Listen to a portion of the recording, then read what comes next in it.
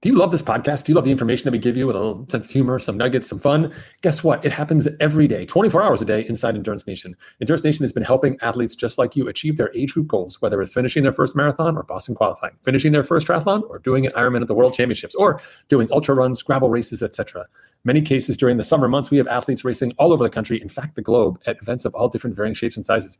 We can do that because the framework for how we train, how we build athletes, educate them, and support them with training plans and digital access to coaching and their peers is unparalleled. No one else does it like Endurance Nation does it. When you become a member of the team, you get access to not only the great coaching support, our training plans, and our resources, but to peers, people just like you who love the adventure, love challenging themselves, and are on this growth trajectory of personal excellence. Whether you're 25 years old and getting started or 65-year-old and sharpening the saw, we are here to help you out. You can learn more and apply to join the team at endurancenation.us/join.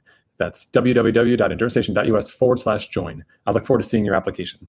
Hey there, it's Coach Patrick again. I'm here to talk to you about Outseasons and Outseason Wave 1. What's this Wave 1 I keep talking about in my videos and the podcasts and the messages that you're receiving? Wave 1 is the first start of the outseason. It's the earliest point at which you can begin next year. So much like car manufacturers release a car in 2023, we start 2024 work in 23. The plan starts in November, technically October 30th, and then runs through the beginning of November. So our goal here is to have you exit after 14 weeks with maximal fitness, with enough rest in your body, peak levels of numbers, but without that peak fatigue, give you a chance to take a break. We have a little swim camp break, or if you're not a swimmer, an alternative break before you then move into the body of your season and start adding distance. We add far on top of the fast that you've built here inside the winter.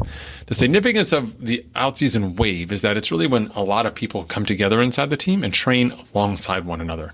That's a really powerful concept. That's why we talk about it as a wave. It's just not just one person pushing the water in a pool. It's 100 people pushing the water in a pool. It becomes very powerful. It's something that not just sweeps you away, but also lifts you up. And it's an opportunity for you to really raise your game in the winter with the support and camaraderie of your teammates. Just as importantly, early season training sets you up to handle all the things that could possibly go wrong with your year. And if you're an experienced athlete who's done events before and done training, you know that the things that could go wrong with your year are practically infinite. Who knows? Could be weather, could be pandemic, could be job, could be family, could be health. And there's plenty of things that happen. And a lot of times every year has a little bit of all those things, except let's hope, knock on wood, not a pandemic. So think about a year. Getting started early gives you the room where if you have to take time off for injury, time off because of a setback, time off because of scheduling conflicts, you've been building fitness enough that this is an appropriate time for you to rest.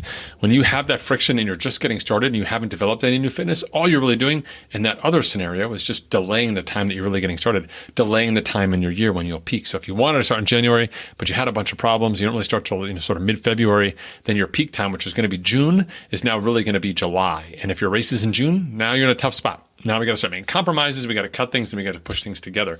So to avoid all of that, what we do is we start early. Another option, that is really powerful about the wave 1 in the outseason is that you start early enough, you can actually do a race in May or June, perhaps even April. Take a break, like a solid month-long break. Go onto maintenance mode inside the team here. Dial it down a notch. Recover, have fun. This is great for those of you who typically take time off in the summer to be with your family or to do other things. And then come back and almost get a second season using the fitness you've already built.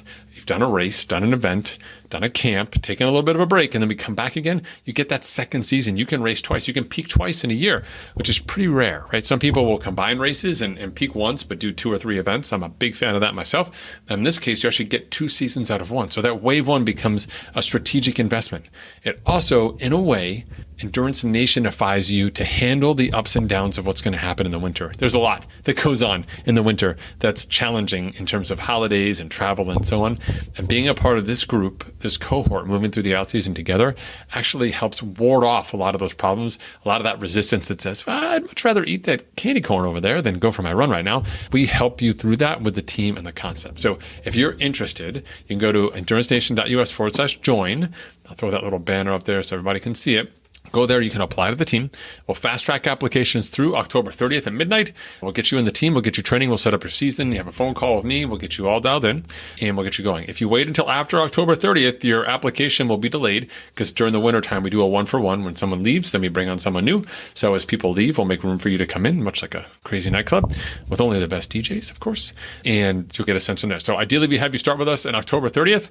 Again, go to endurancenation.us/join. From there, you can learn more all about us. You can even download download when you get there on the pop-up our out-season PDF, which gives you a sense of what the structure will look like, and we can go from there. Okay? Thanks for tuning in. I'm excited to see you inside Endurance Nation. I'll talk to you soon. Endurance Nation.